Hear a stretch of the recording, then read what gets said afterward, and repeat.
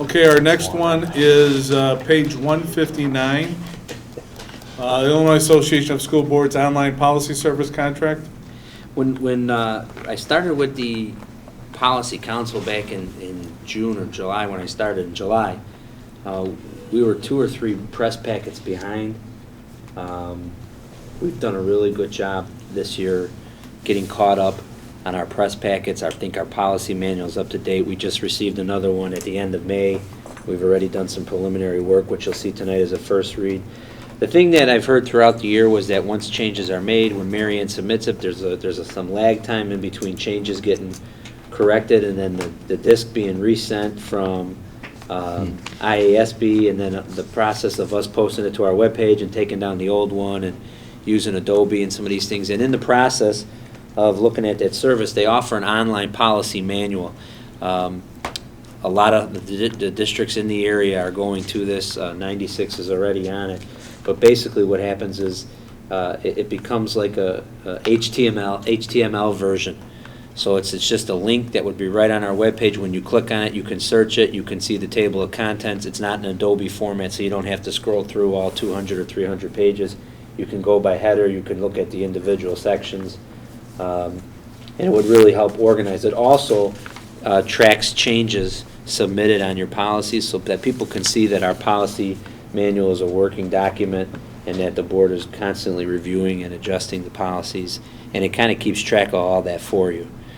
So it wouldn't eliminate our policy advisory council, it wouldn't eliminate the discussions we're having, but what it would do is help keep our policy manual more up to date on a real-time basis, user-friendly for the community members and stakeholders to search it, reference it.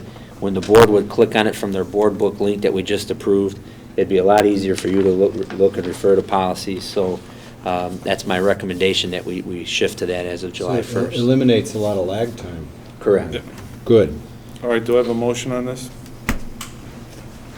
Let's see where it is. Resolved that the Board of Education, Township High School District 208, Cook County, Illinois, hereby approves the purchase of school board policies online subscription as presented in the June 12th, 2012 board agenda packet on page Do I have a 159. second? Second. Second by Dan Moon. Any other discussion? Yeah, just kind of just for the same thing.